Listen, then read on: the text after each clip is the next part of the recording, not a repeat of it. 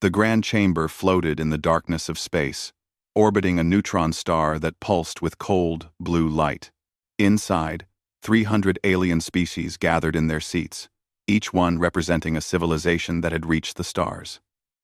The chamber was massive, designed to make visitors feel small and insignificant. Holographic displays covered the walls, showing images and data that everyone could see. Captain Jiho stood at the human delegation table, his face calm and expressionless. Beside him, Ambassador Sora adjusted her formal jacket and watched the council members with careful eyes. Behind them sat Dr. Hana and Ambassador Yuri, both looking tense as they waited for what everyone knew was coming. High Arbiter Krell spread his wings at the central podium. He was tall, covered in blue and gold feathers that caught the light from the neutron star outside. His eyes were black and cold as he looked down at the humans below. "The council has reached its decision," Krell announced, his voice amplified throughout the chamber. "We have reviewed the evidence presented over the past cycle. We have examined humanity's history, their actions, and their nature. The vote is final." Sora stood up slowly. "High Arbiter, if I may speak." "Silence," Krell interrupted. "The time for human words has passed. The council will now reveal its judgment." A holographic display appeared in the center of the chamber, showing numbers that everyone understood. The vote count materialized in glowing symbols. 287 inches favor, 13 against. "By overwhelming majority," Krell continued, "the Galactic Council hereby bans humanity from all recognized galactic territories. All human colonies outside their home system must be evacuated within 30 standard cycles. All human vessels must return to Earth or face immediate seizure. Humanity is deemed too dangerous, too unpredictable, and too violent to participate in galactic civilization." The chamber erupted in sounds. Some species clicked their approval. Others hummed or chirped or made noises humans couldn't properly describe. But the meaning was clear. The galaxy had spoken, and humanity was not welcome. Counselor Vex rose from his seat. He was reptilian, covered in green scales that seemed to shine under the lights. His tongue flicked out as he smiled, showing rows of sharp teeth. "Let the record show," Vex said loudly, "that this decision protects all civilized species from the chaos that follows humans, wherever they go. Their history is written in blood. Their instincts are those of predators who never evolved past their violent origins." More sounds of agreement filled the chamber. Dr. Hana's hands gripped the edge of the table so hard her knuckles turned white. Ambassador Yuri looked down, his jaw clenched tight. Only Captain Jiho remained calm. His right hand rested on a small data device on the table. His eyes flicked to it briefly, then back to the council. "High Arbiter," Sora said again, her voice steady despite everything. "The human delegation requests permission to present evidence in our defense. We have information that the council has not seen." Laughter rippled through the chamber. It came from different species, in different forms, but it was all the same. They were laughing at her. Krell's feathers ruffled. "Evidence? We have reviewed centuries of human history. We have seen your wars, your weapons, your endless capacity for destruction. What evidence could possibly change what we already know?" "The truth," Sora said simply.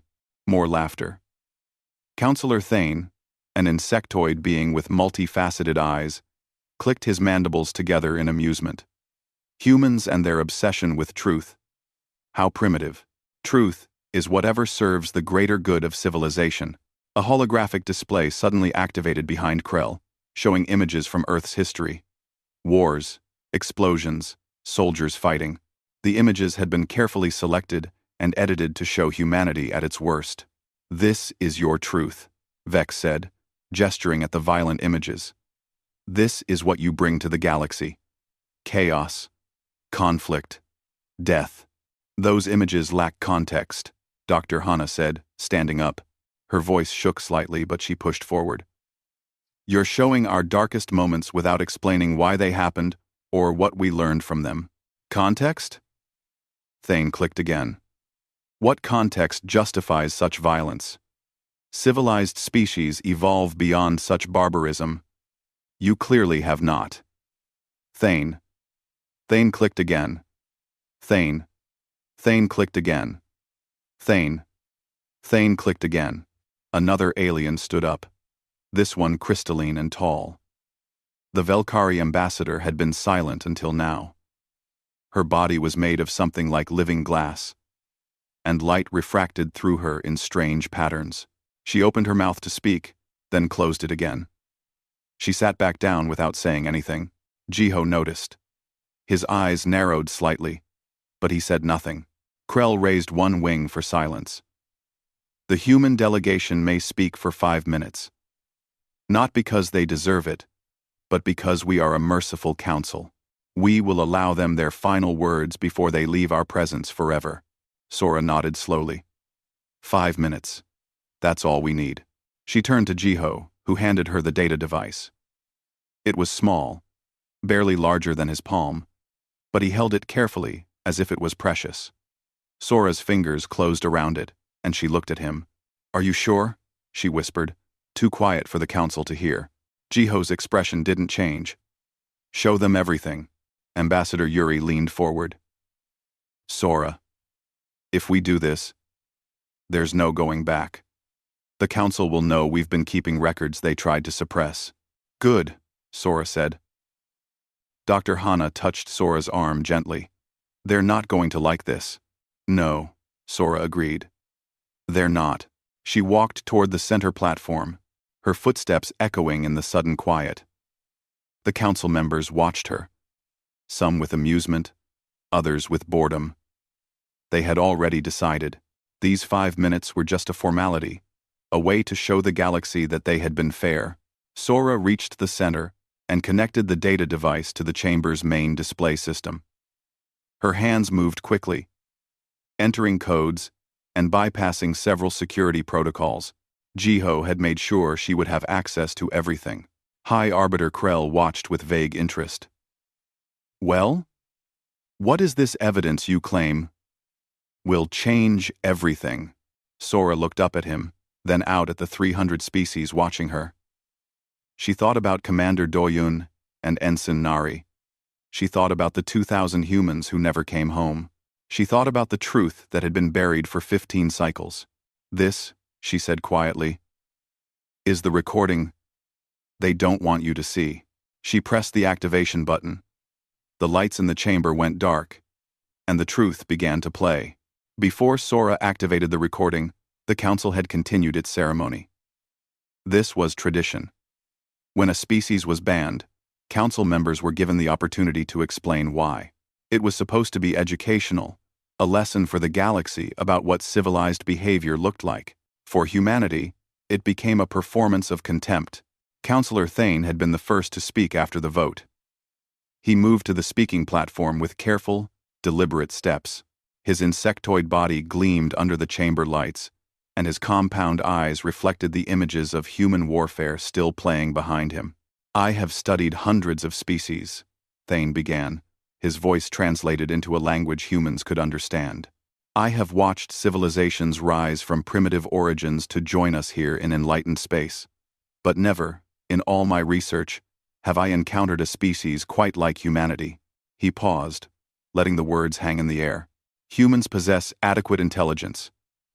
Their technology, while derivative, functions. They can communicate, reason, and plan. By all basic measures, they should be capable of civilization. Another pause.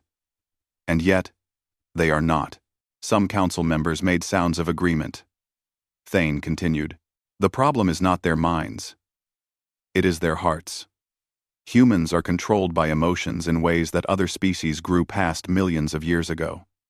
They make decisions based on feelings instead of logic. They value abstract concepts like honor and sacrifice over survival and prosperity. They are, in essence, evolutionary mistakes who achieved space travel by accident. Dr. Hana half stood from her seat, but Ambassador Yuri pulled her back down. Don't, he whispered. That's what they want. Thane gestured at the holographic displays. Look at their history. Endless wars over resources they could have shared. Conflicts over ideas that could have been resolved through rational discourse. They even fight over which version of invisible beings to worship. It would be comedic if it weren't so tragic. Counselor Vex rose next, not waiting for Thane to finish. The insectoid speaks truth, but he is too kind. Let me be clear about what humanity represents. Vex's scales caught the light as he moved to join Thane on the platform. Together, they looked like prosecutors, presenting a case against criminals. Humans are predators, Vex said, his tongue flicking between words. On their home world, they evolved to hunt and kill. They have forward-facing eyes, the mark of a hunter. Their teeth are designed to tear flesh. Their hands are made to grip weapons. Everything about them is built for violence. He pointed at the human delegation. Look at them. Even now, sitting in this chamber of peace, they look like they want to fight. It is in their nature. They cannot help it. Captain Jiho's expression remained unchanged, but his fingers drummed once on the data device. Some say we should pity them, Vex continued. Some say their violent nature is not their fault, that they are victims of their own evolution. I disagree. They have had thousands of years to overcome their base instincts. They have had centuries in space to learn from better species. Instead, they cling to their primitive ways.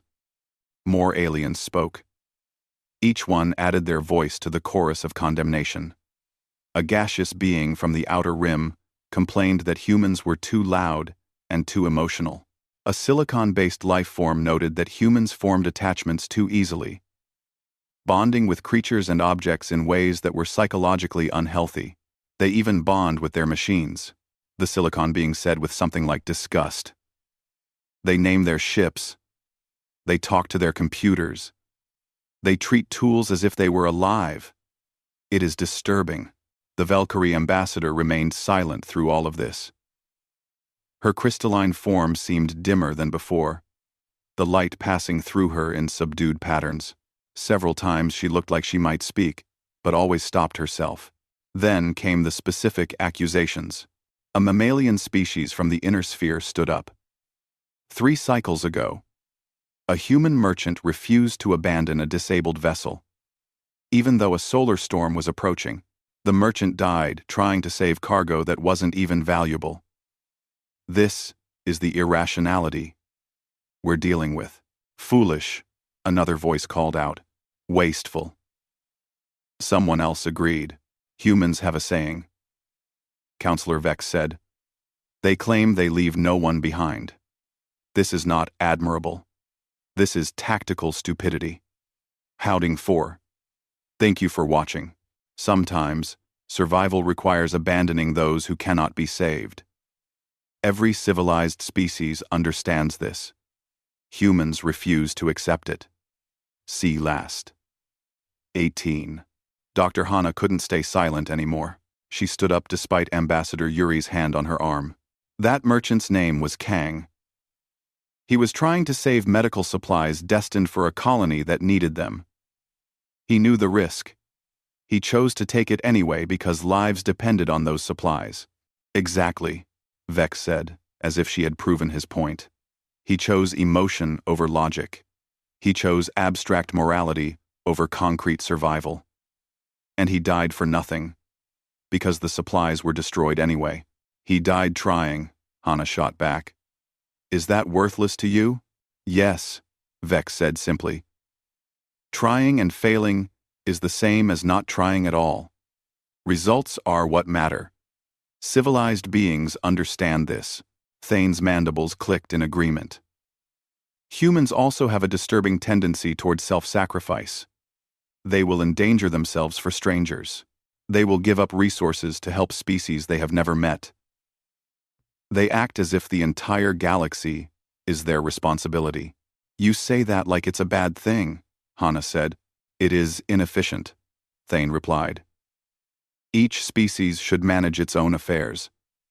Interfering in the problems of others creates complications, and risk. Humans cannot seem to help themselves. They see someone in trouble and immediately want to assist, regardless of whether that assistance is wanted, needed, or wise. High Arbiter Krell finally spoke again. The Council recognizes that humans believe their behavior is virtuous. They think their emotions make them noble. They are wrong. Emotions are evolutionary artifacts, leftover instincts from when they lived in caves and feared the dark. Advanced species move beyond such things. He looked directly at Ambassador Sora. You feel angry right now. You feel insulted and defensive. These feelings cloud your judgment. They make you want to argue instead of accepting the logical truth of our words. This is why humanity cannot be trusted in galactic affairs. Sora's face was calm, but her eyes were hard. You're right about one thing, High Arbiter. I do feel something right now, but it's not anger. Oh? Krell's head tilted. What then? Pity, Sora said quietly. I pity all of you. The chamber went silent. Several council members made sounds of outrage. You dare, Vex began. Yes, Sora interrupted. I dare.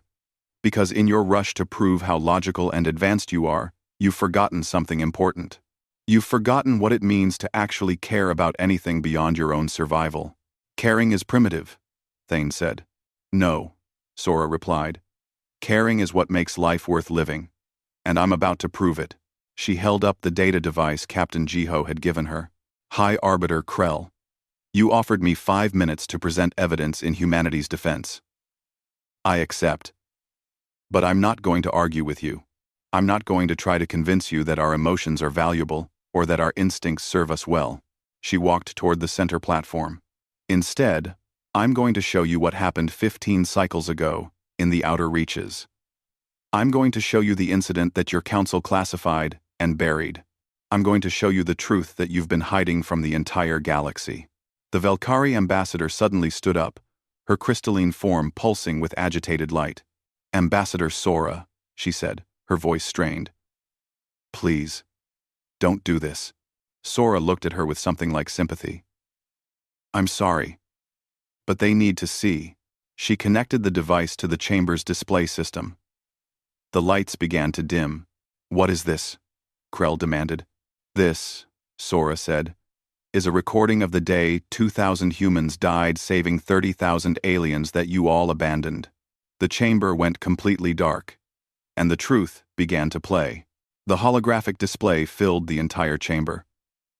300 species watched as space materialized around them. So detailed and real that it felt like they were actually there. The date appeared first, 15 cycles ago. Then the location, outer reaches, Sector 7. The view showed a peaceful region of space. 3 large vessels moved slowly through the darkness, their elegant crystalline structures catching starlight. They were Velkari colony ships, carrying thousands of civilians to a new settlement. Those are our people, the Velkari ambassador whispered. But no one heard her. The recording continued. Suddenly, alarms started blaring from the colony ships. Their formation broke apart as something massive appeared on the edge of the display. It looked like a living storm. Millions of small creatures, each one barely larger than a human hand, moving together in a vast cloud that stretched across space. Where they passed, everything went dark. Ships, stations, even small asteroids, all consumed by the swarm. The Devourer swarm, someone in the council chamber said. I remember hearing about this. The recording showed the Velkari ships trying to escape. But they were slow, built for comfort and long journeys, not speed. The swarm was gaining on them. Fast. A new voice entered the recording. It was mechanical, a ship's computer translating a distress signal. This is Velkari Colony Group 7, requesting immediate assistance. We are under attack by unknown hostile organisms. We have 32,000 civilians on board. We cannot outrun them. Please, anyone who can hear this, we need help. The view shifted, showing a tactical map of the surrounding space. 17 different vessels appeared on the map, each one representing a different species. All of them were close enough to reach the Valkyrie ships in time. The recording showed what happened next. One by one, the 17 ships calculated their odds. The math appeared on the display for everyone to see. Probability of survival if they attempted rescue: less than 1%. 1. Any. Probability of survival if they retreated immediately: 97%. One by one, the 17 ships turned around and jumped away to safety. Counselor Vex shifted in his seat. His scales had lost some of their shine. Counselor Thane's compound eyes reflected the holographic display, but he said nothing. High Arbiter Krell's feathers were flat against his body, because there on the display, clear for everyone to see, were the identification codes of those 17 ships. 12 of them belonged to species currently sitting in the council chamber. The recording continued. The Valkyrie distress signal kept broadcasting. Please. We have children on these ships. We have families. Someone help us. Then, a new signal appeared on the tactical display. A small fleet, much farther away than the others had been. 12 ships, human vessels, already pushing their engines past safe limits to reach the endangered colony. A communication channel opened. The voice was male, calm despite the chaos. Valkyrie Colony Group 7. This is Commander Doyun of the human vessel Bright Star. We have received your distress call. We are coming to help. Great. Human ship, the Valkyrie captain replied, his voice shaking. You are too far away. Even at maximum speed, the swarm will reach us before you can arrive. I know, Doyun said. We're going to try anyway. Another voice joined the channel, female this time. Commander, I've run the calculations 3 times. Our chances of survival are— I know what our chances are, Ensign Nari, Doyun interrupted gently. Send a message to Earth. Tell them what we're doing. Tell our families we're sorry. But we couldn't just leave these people to die. The recording showed the human fleet accelerating, pushing their engines so hard that warning lights filled their bridges. They were still too far away. We're not going to make it in time, someone on one of the human ships said. Then we'll be trying, Doyun replied. The tactical display showed the swarm reaching the Valkyrie ships. It began to envelop them. Millions of creatures covering the crystalline hulls. The Valkyrie shields held for a moment, then started to fail. The human fleet arrived. What happened next was chaos. The human ships didn't slow down. They crashed into the swarm at full speed, their shields flaring as thousands of creatures died on impact. They positioned themselves between the swarm and the Valkyrie vessels, using their own hulls as barriers. All human ships. This is Commander Doyun. Form up on me. We're going to push these things back and create a corridor for the colony ships to escape through. Sir, our shields won't last, someone said. They don't have to last. They just have to hold long enough. The recording showed the battle in painful detail. Human ships fired every weapon they had, using tactics that no civilized species would consider.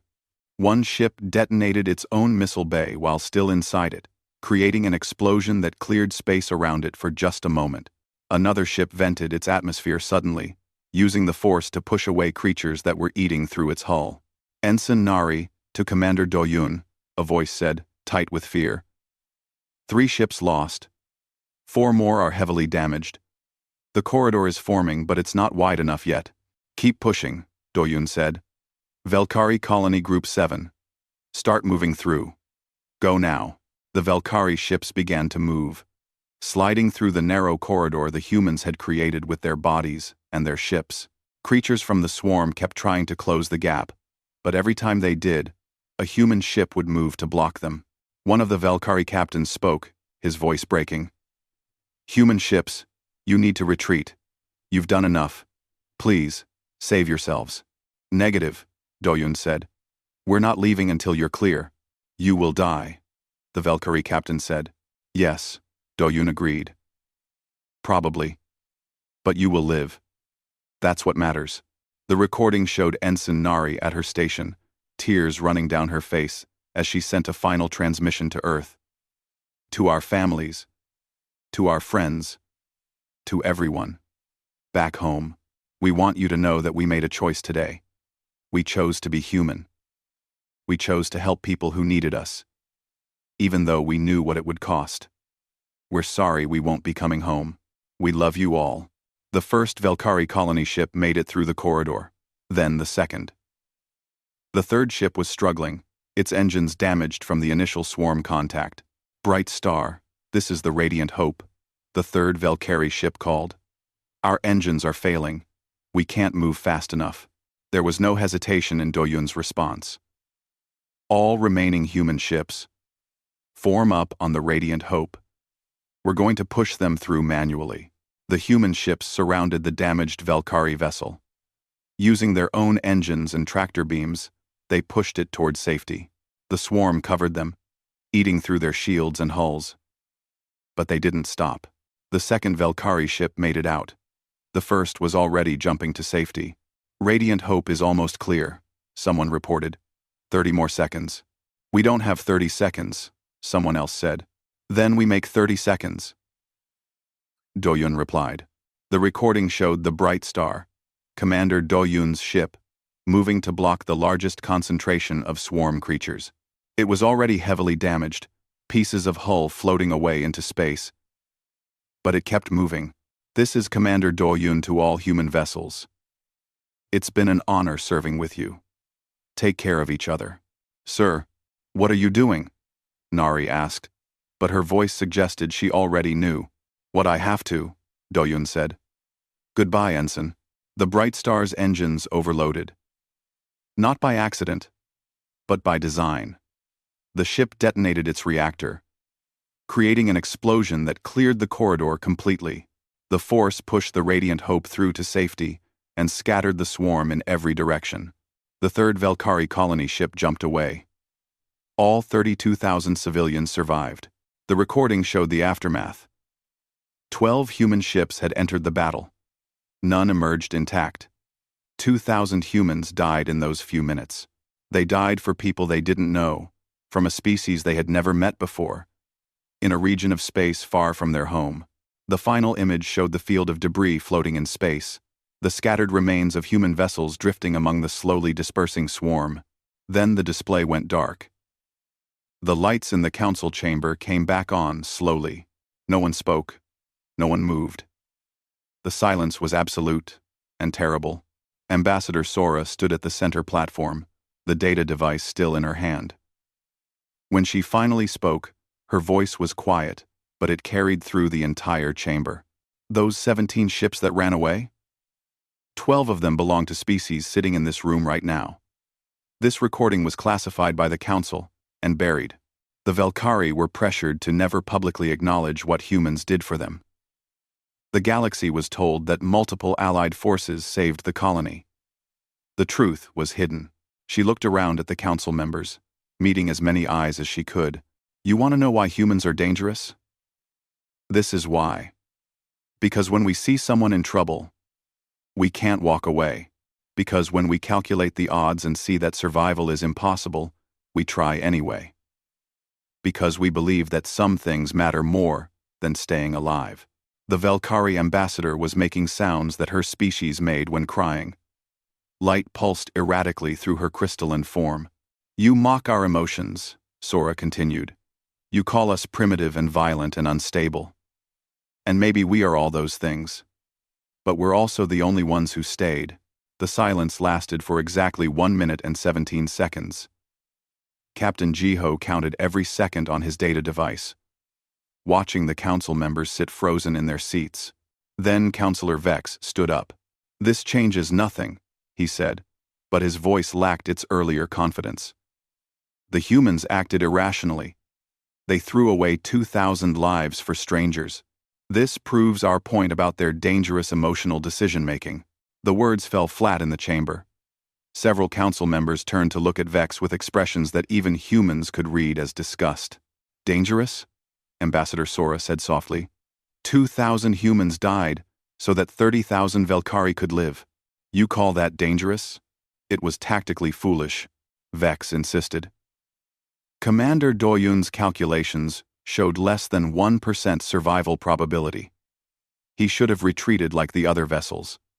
Like any logical being would have. Look of it of S. Doyun's company town. Like you did? Sorta asked. Vex's scales rippled. My vessel was present, yes. I made the correct decision.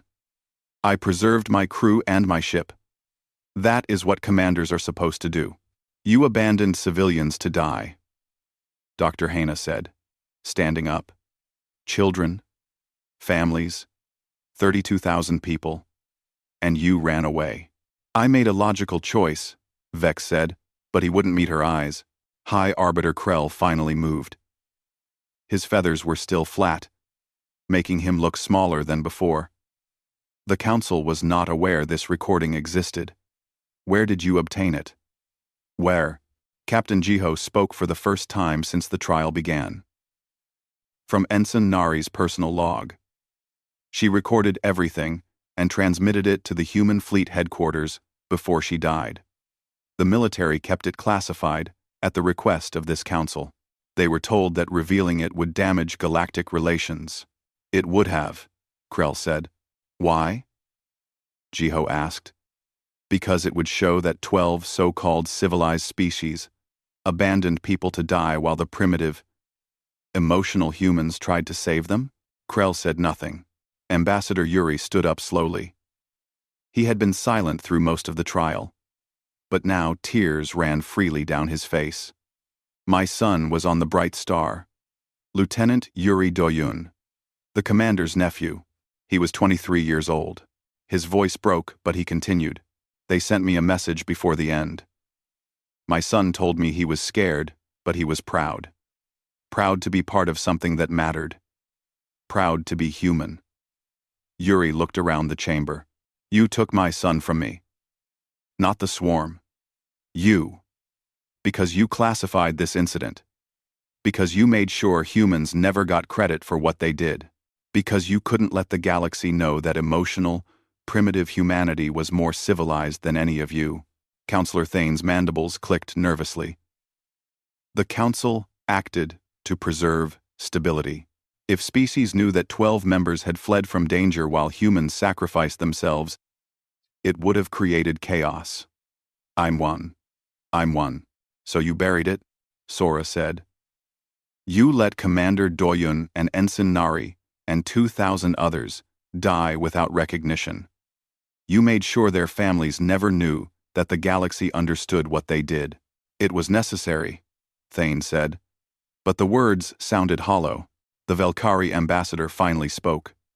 Her voice was strange, filtered through her crystalline body, and filled with pain. I was on the Radiant Hope, she said. The third colony ship. The one with damaged engines. Every eye in the chamber turned to her. I was not an ambassador then. I was Prince Nira, heir to the Velkari throne. I was traveling with my family to see our new colony. When the swarm came, I thought we were dead. I held my younger brother and waited to die. Her form pulsed with light, colors shifting through her in waves. Then the humans arrived. I watched them on our sensors, these 12 tiny ships rushing toward certain death to save us. I heard Commander Doyun on the communication channel, his voice so calm even though he knew what was coming. I felt the Bright Star's explosion push our ship to safety. She turned to face Counselor Vex directly. You were there. Your ship was close enough to save us. You calculated the odds and you left. I forgive you for that. Fear is understandable. But what I cannot forgive is what happened after. Her voice grew stronger. The council came to my family. They told us that revealing the truth would damage galactic unity. They told us that humans had acted recklessly, and that praising them would encourage other species to take foolish risks. They told us that mentioning the 12 species who fled would create political problems. Princess Nira, Krell began. I am Ambassador Nira now, she interrupted. I took this position specifically so I could be here when humanity was judged. I voted against this ban. I argued against it in private sessions. I was overruled by the same species who abandoned my people to die. Counselor Thane shifted uncomfortably. The decision to classify the incident was made for the greater good. End quote. Greater good? Ambassador Nira's form brightened with anger. 2,000 beings died heroically, and you erased them from history. That is not the greater good. That is cowardice hiding behind politics. Captain Jiho tapped his data device. Ambassador Sora, you should know something. While we've been in this chamber, that recording has been transmitted to every major information network in the galaxy. By now, approximately 6 billion beings have viewed it. The number is growing, every second. High Arbiter Krell's feathers stood up in alarm. You did what? We shared the truth, Jiho said simply. Something you should have done 15 cycles ago. Sora smiled slightly. The galaxy is watching now, High Arbiter. They're watching this trial. They're watching you explain why you hid what humans did. They're watching 12 council species try to justify running away while others died. Multiple council members started talking at once. Some demanded that the transmission be stopped. Others called for the human delegation to be arrested. A few sat in silence, staring at nothing. Counselor Vex tried again. The humans' actions were still foolish. Yes, they saved the Velkari, but they died doing it. From an evolutionary standpoint, self-sacrifice is counterproductive. It removes individuals from the gene pool without benefit to their own species. Is that what this comes down to? Dr. Hana asked. Evolution? Gene pools? You're reducing what Commander Doyun did to biology? Everything is biology, Vex said. No, Hana replied. Some things are bigger than biology. Some things are about being more than just survival machines. They're about being people who care about other people.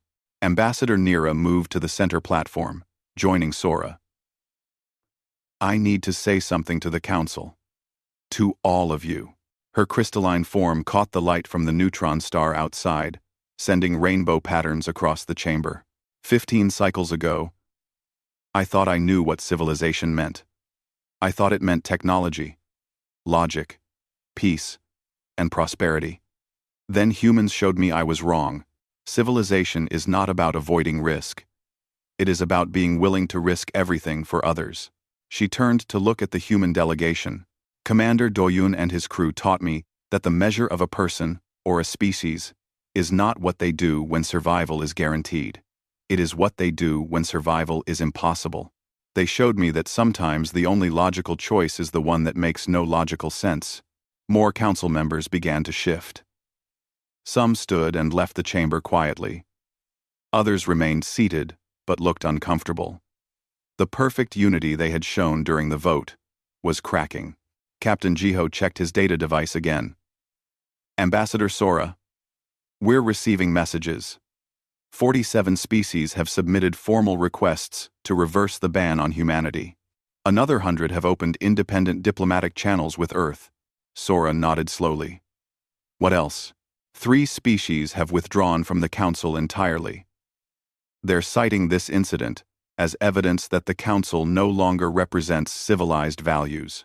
High Arbiter Krell looked around at the fragmenting unity of his council. His feathers had lost their color somehow, looking dull and gray.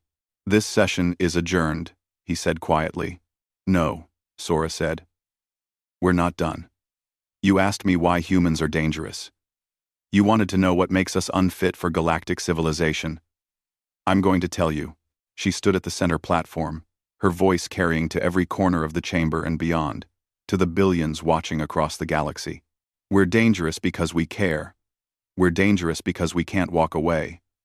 We're dangerous because when we see someone in trouble, something inside us breaks if we don't try to help. You're right that it's illogical. You're right that it's often tactically foolish. You're right that we let emotions guide us. She paused. But here's what you're wrong about. You think evolution is about survival. It's not. Evolution is about continuation. And humanity has learned that the only way we truly continue is together. Not just humans. Everyone. Because a galaxy where 32,000 people die, while 17 ships calculate survival odds, is not a galaxy worth living in. The chamber was completely silent again. You've banned us, Sora continued. Fine. We'll leave your council. We'll take our dangerous emotions and our illogical compassion and our foolish self-sacrifice somewhere else. But know this. When the next crisis comes, when the next swarm appears, when the next impossible situation demands that someone make the hard choice, we'll still be there. Unquote. She looked at Ambassador Nira, then back at the council. Because that's what humans do. We show up. Even when we shouldn't. Even when it's stupid.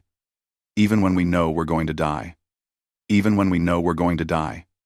Even when we know we're going to die. Even when we shouldn't. Even when we shouldn't. Her voice dropped to barely above a whisper, but everyone heard it. The question you should be asking isn't whether we're fit for your civilization. It's whether your civilization is fit for us. 7 hours after the recording played, the Galactic Council was in chaos. Species that had voted together for thousands of years were now arguing in the corridors. Ambassadors who had been friends for cycles were no longer speaking to each other. The perfect unity that the Council prided itself on had shattered like glass. Ambassador Nira stood in her private chamber, watching news feeds from across the galaxy. The recording was everywhere now. Every major network, every information hub, every communication platform. Billions of beings were watching Commander Doyun sacrifice his ship. They were hearing Ensign Nari's final message. They were seeing what humanity had done, and they were angry. A knock came at her door. She already knew who it was. Come in, Ambassador Sora, she said without turning around. Sora entered, followed by Captain Jiho and Dr. Hana. Ambassador Yuri had returned to the human quarters, too emotionally exhausted to continue. You knew this would happen, Nira said, still watching the feeds. You knew that releasing the recording would break the council. Yes, Sora admitted. You planned it. The timing, the dramatic reveal, the transmission to the entire galaxy, all of it was calculated. Yes, Sora said again. Nira finally turned to face her. Why? You could have used this recording to force the council to reverse the ban. You could have blackmailed us into letting humanity stay. Instead, you destroyed everything. No, Sora said gently. We revealed what was already destroyed. Your council has been broken for a long time. You just didn't want to see it. We have maintained peace for 10,000 years, Nira said. You've maintained the appearance of peace, Captain Jiho corrected. But peace, built on buried truth, isn't real peace. It's just delayed conflict. That, Nira's form pulsed with frustrated light. So what now? The council is fragmenting. Species are choosing sides. There will be chaos. There will be honesty, Dr. Hana said. Maybe, for the first time, in a long time. Nira moved to her window, looking out at the neutron star. I voted against your ban. I argued for you in private sessions. I did everything I could within the system. It wasn't enough. We know, Sora said, and we're grateful. But the system was the problem. It needed to break so something better could be built. What if nothing better comes? Nira asked. What if we just descend into chaos? Then we'll deal with that together, Sora replied. Before Nira could respond, Captain Jiho's data device chimed.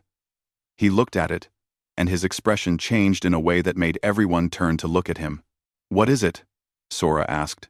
Long-range sensors, Jiho said quietly. The Devourer swarm has been detected again. They're heading toward Council space. Toward the core worlds. The room went silent. How large? Nira whispered. Jiho checked his device. Preliminary scans suggest this swarm is significantly larger than the one 15 cycles ago.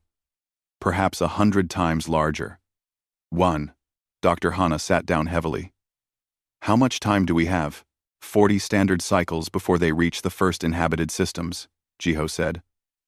Maybe less, if they accelerate. Nira's form seemed to dim. 40 cycles.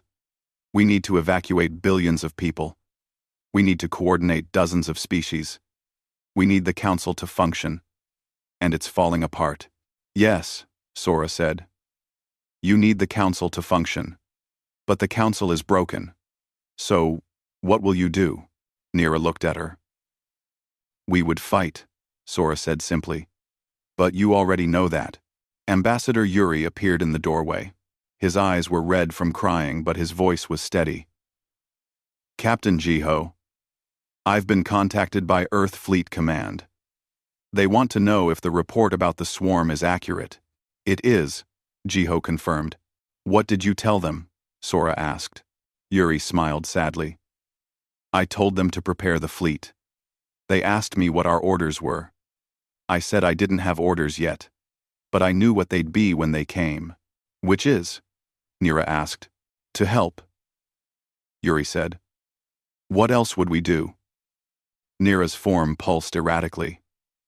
The council banned your species. We mocked you. We insulted everything about you. And now, you're going to help us? Of course, Dr. Hana said, as if it was obvious. What did you think we would do?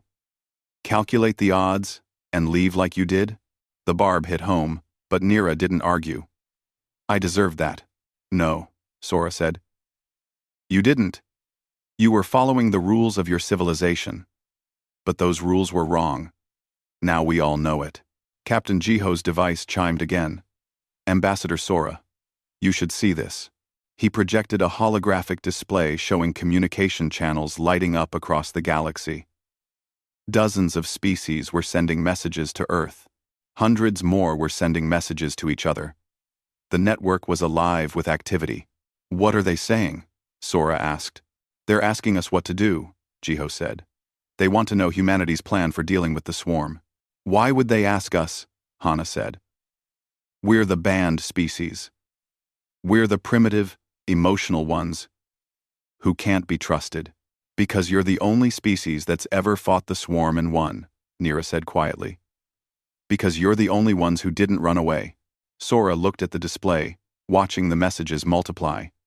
Then she turned to Captain Jiho. What are our odds? Jiho worked on his device for a moment. If we face the swarm alone, less than 1%. If the entire galaxy coordinates and works together, maybe 17%. Maybe 20%, if we're clever and lucky. 20%, Sora repeated. She smiled. Those are good odds for humans. Those are terrible odds, Nira said. You could all die. Yes, Sora agreed. But we could also win. And the only way to find out is to try. Dr. Hana stood up.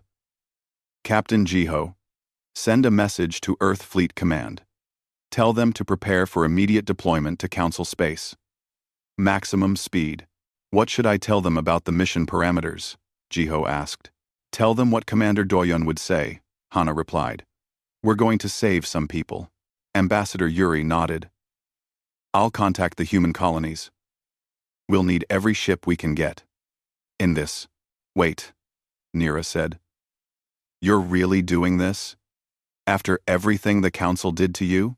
What did you expect? Sora asked. Did you think we'd calculate the odds and decide you weren't worth saving? That we'd be logical about it? Nira's form pulsed with light. I expected you to be human. I just didn't expect that to mean what it actually means. Captain Jiho sent his messages while the others watched the galaxy react. More species were joining the communication network. Some were offering ships. Others were offering resources or information. A few were simply asking how they could help. The Council is receiving requests, Nira said, watching her own feeds. 83 species have asked to leave and form a new coalition. They want Earth to lead it.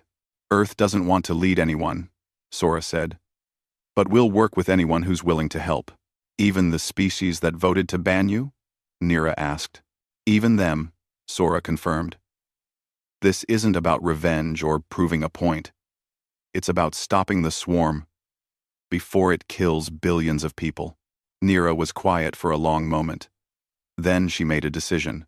I'm leaving the council, she said. My species will withdraw immediately.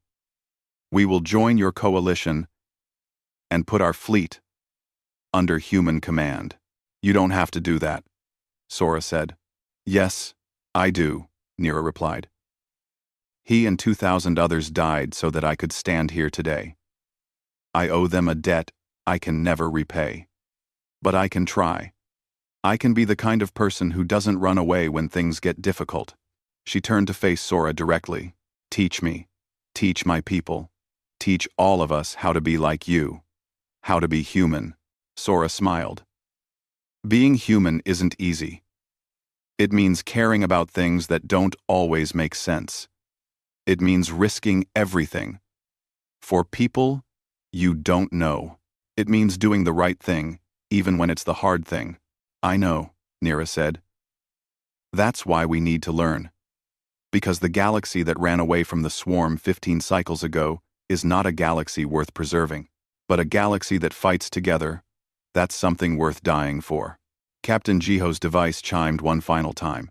Ambassador Sora, Earth Fleet Command is responding. They say the fleet will be ready to deploy in 20 standard cycles. Tell them to make it 15, Sora said. We're going to need every minute we can get. What's our plan? Dr. Hana asked. Sora looked at the holographic display showing the swarm's approach vector. Then she looked at her team, at Ambassador Nira, at the messages flooding in from across the galaxy. We're going to do what humans do, she said. We're going to stand between the swarm and everyone else. We're going to buy time for evacuations. We're going to fight with everything we have. And we're going to teach the galaxy that civilization isn't about running away from danger. It's about running toward it. Together, Nira added.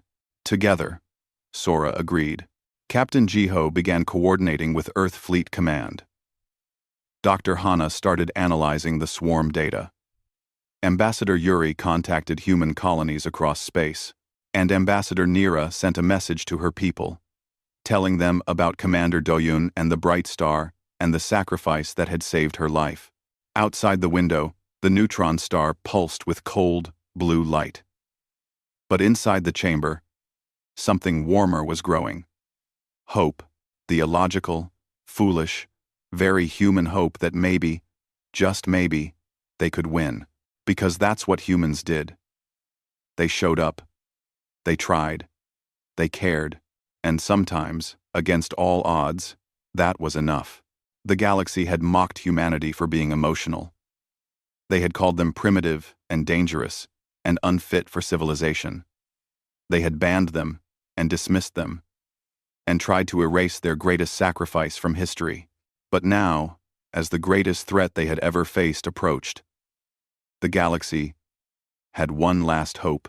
The humans were coming to save them, because that's what humans do. They show up, even when they shouldn't, even when it's stupid, even when they know they might die. They show up anyway, and this time, they wouldn't be alone. This time, the galaxy would stand with them. Not because it was logical, not because the odds were good, but because Commander Doyun and 2,000 others had taught them something more important than survival. They had taught them what it meant to be worth saving. The recording had ended. The mockery had stopped. The truth was out, and the galaxy would never be the same.